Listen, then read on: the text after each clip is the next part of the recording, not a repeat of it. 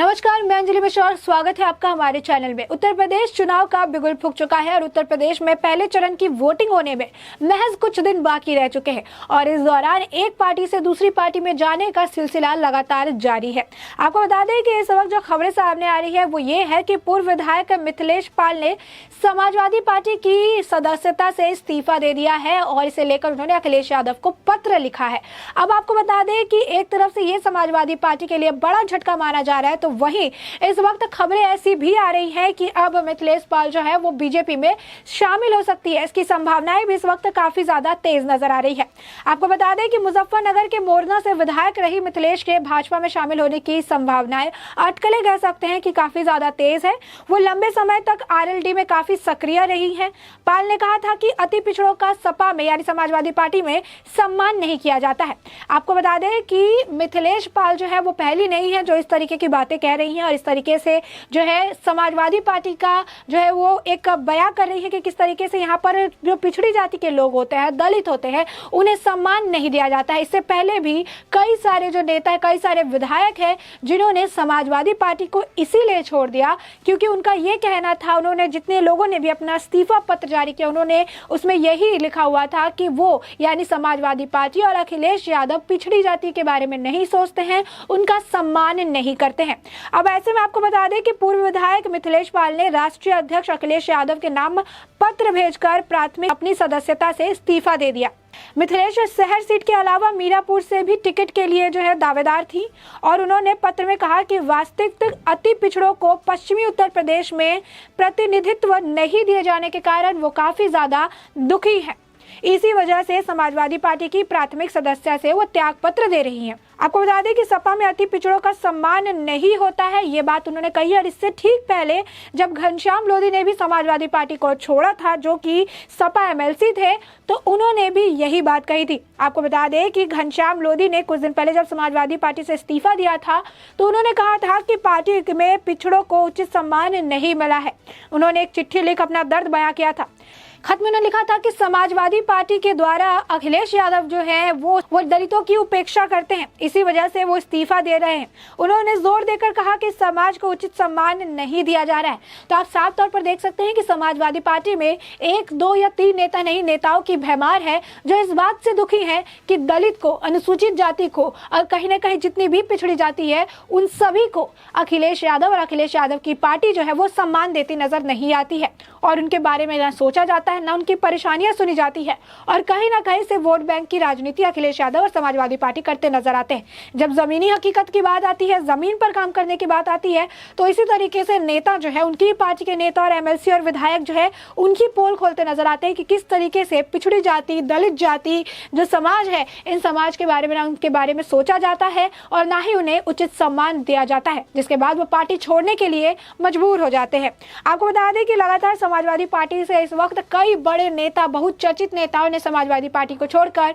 BJP में शामिल हुए, जैसे घनश्याम लोधी, हरिओम यादव, प्रमोद गुप्ता, अपर्णा यादव, शिवकांत ओझा जैसे वरिष्ठ नेता जो है उन्होंने समाजवादी पार्टी को छोड़ बीजेपी में उन्होंने शामिल होना बेहतर समझा क्योंकि बीजेपी जो है विकास की राह पर काम कर रही है और वो विकास जमीनी तौर पर भी देखने के लिए मिल रहा है। जो जनता है वो भी ये बयां कर रही है कि आखिर किस तरीके से बीजेपी जमीनी स्तर पर जो है ग्राउंड पर आकर काम कर रही है और काम का फायदा लोगों को मिलता नजर आ रहा है। बता दें कि मिथिलेश पाल ने जब ये पत्र लिखा उसके बाद उन्होंने आगे ये भी कहा कि वो समाज की सेवा का कार्य करती रहेंगी और इसके लिए उन्हें किसी ऐसी पार्टी की जरूरत नहीं है। वो कहीं भी रहेंगी, किसी भी पार्टी में रहेंगी, लेकिन समाज सेवा का वो जो काम है वो करती रहेंगी। आपको बता दें कि विधायक के साथ साथ ये समाज सेवी भी हैं और ऐसे में वो लोगों को लेकर काम करती नजर आती है, उनकी परेशानियों को सुनती है, घर घर जाती है, चीजों को देखती है। अब ऐसे में ये एक चर्चित चेहरा है और इससे साफ तौर पर समाजवादी पार्टी और आरएलडी दोनों के लिए बड़ा झटका है क्योंकि मुजफ्फरनगर की जो सीट है कहीं ना कहीं अब उनके हाथ से निकलती नजर आ रही है।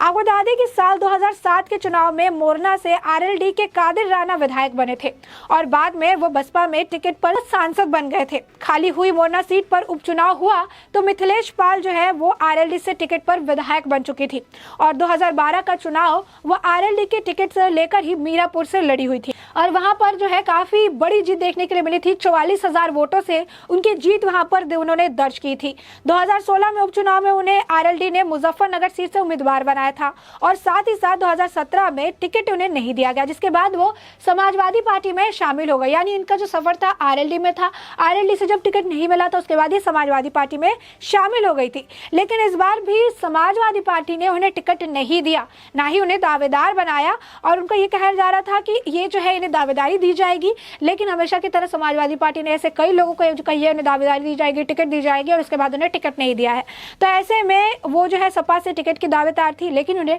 टिकट नहीं दिया गया, जिसके बाद फिर उन्होंने फैसला लिया है कि अब वो इस पार्टी को छोड़ देंगे और उन्हें छोड़ दिया है, इस्तीफा दे दिया है उन्होंने। अब आगे वो बीजेपी में शामिल हो सकती हैं और इसकी अटकलें इस वक्त काफी ज्यादा तेज है और समाजवादी पार्टी के लिए बड़ा झटका है, साथ ही साथ आरएलडी के लिए भी बड़ा झटका है, जहां पर एक बहुचर्चित चेहरा जो है एक ऐसी व्यक्ति जिन्होंने बहुत ही अच्छे मार्जिन से उन्हें जीत दिलाई थी और ऐसे में वो ही अब उस पार्टी को छोड़कर आगे की तरफ रुख करती नजर आ रही हैं। ऐसे में आप साफ तौर पर देख रहे हैं कि किस तरीके से समाजवादी पार्टी को छोड़ने और बीजेपी में शामिल होने का सिलसिला लगातार जारी है। हर व्यक्ति के पास अपने अपने जो रीजन है और सबसे बड़ा जो कारण निकलकर इस वक्त सामने आ रहा है समाजवादी पार्टी छोड़ने के लिए, 2-3 जो है अहम कारण है। पहले ये कि बहुत सारे लोगों का, बहुत सारे जो विधायक है या फिर जो नेता अब बीजेपी की तरफ शामिल हो रहे हैं, उनका ये खुद मानना है कि समाजवादी पार्टी जिन लोगों को टिकट दे रही है वो उस टिकट के लायक नहीं है, क्योंकि अधिकतर सीट पर समाजवादी पार्टी जो टिकट दे रही है वो गुंडा और माफिया और क्रिमिनल्स बैकग्राउंड वाले लोगों को टिकट दे रही है। वहीं जहां पर ऐसे लोग हैं जहां पर इनका बैकग्राउंड पूरी तरीके से साफ है, क्लियर है, जैसे मिथिलेश पाल जैसे लोग, तो ऐसे लोगों को टिकट जो है दावेदार तो है लेकिन इसके बावजूद इन्हें टिकट नहीं दिया जा रहा है। क्यों? क्योंकि वहां पर जो है जो दंगाई लोग हैं, जो वहां पर आप कह सकते हैं कि माफिया है और ऐसे लोग जिनके आपराधिक बैकग्राउंड है, 70 से 80 जिनके ऊपर केसेस आईपीसी की कई धारा लगाई गई है, ऐसे लोगों को समाजवादी पार्टी की तरफ से टिकट दी जा रही है। दूसरा कारण जो सबसे इस वक्त उभर कर निकल कर आया है, जो समाजवादी पार्टी छोड़ने का एक दूसरा मुख्य कारण निकल कर आया है, वो ये है कि पिछड़ों जाति के सम्मान के बारे में भले अखिलेश यादव बात करते हो, भले समाजवादी पार्टी ये कहती हो कि वो पिछड़ों का सम्मान कर रहे हैं, पिछड़ों के बारे में सोच रहे हैं, लेकिन इस वक्त जितने ज्यादा आपको बता दें कि लिस्ट निकल कर सामने आई जो समाजवादी पार्टी से बीजेपी की तरफ गए हैं, उनका यही कहना है कि पिछड़ों का सम्मान समाजवादी पार्टी में नहीं किया जाता है। दलितों की आवाज समाजवादी पार्टी में कोई नहीं सुनता। इनके लेकर जो जमीनी काम है इसे लेकर कोई भी ध्यान देता नजर नहीं आता है। ये सिर्फ बातें होती हैं और जमीनी हकीकत जो है वो यही है कि इन्हें ना सुना जाता है और ना इन्हें लेकर कुछ सोचा जाता है और इन्हें ना लेकर कुछ किया जाता है। तीसरी जो एक बड़ी कारा निकल कर इस वक्त सामने आ रही है, जो कि समाजवादी पार्टी छोड़ने की एक वजह बनती नजर आ रही है, वो ये कि अखिलेश यादव किसी की नहीं सुनते हैं। उन्हें जो सही लगता है, जिसके मामले में सही लगता है, वो उस हिसाब से उसे करते नजर आते हैं। आपको बता दें कि ये बात तो अखिलेश यादव के चाचा ने खुद कही थी कि अखिलेश यादव अपने पिता मुलायम सिंह यादव की भी बात नहीं सुनते हैं। अखिलेश को जो सही लगता है वो करते हैं, यानी मनमानी ढंग से अखिलेश यादव काम करते नजर आते हैं। ऐसे में कुछ लोग जिनको ये काम पसंद आता है वो अखिलेश यादव के साथ अब जुड़े हुए हैं, लेकिन जिन लोगों को अखिलेश यादव की मनमानी ढंग से काम करने का तरीका नहीं पसंद आता है वो समाजवादी पार्टी को छोड़कर अब बीजेपी की तरफ रुख करते नजर आ रहे हैं। जो कि साफ तौर पर आपको बता दें कि ये कई सारे ऐसे कारण हैं जो इस वक्त समाजवादी पार्टी के लिए मुश्किलों का पहाड़ खड़ा करने वाली है। सामने चुनाव जो है बिगुल फूट चुका है, सामने पहले चरण का मतदान होने वाला है और जिस तरीके से एक के बाद एक वो लिस्ट निकाल रहे हैं, उम्मीदवारों की जो घोषणा कर रहे हैं, उसके बाद हर लिस्ट के साथ एक बड़ी परेशानी, कई सारे बड़े सवाल जो है उनकी पार्टी और उनके पार्टी द्वारा चुने गए उम्मीदवारों के ऊपर खड़ी की जा रही है। अखिलेश यादव बचाव में आ रहे हैं आजम खान के, अखिलेश यादव बचाव में आ रहे हैं एक रेपिस्ट के जो कि इस वक्त उम्र कैद की सजा काट रहा है।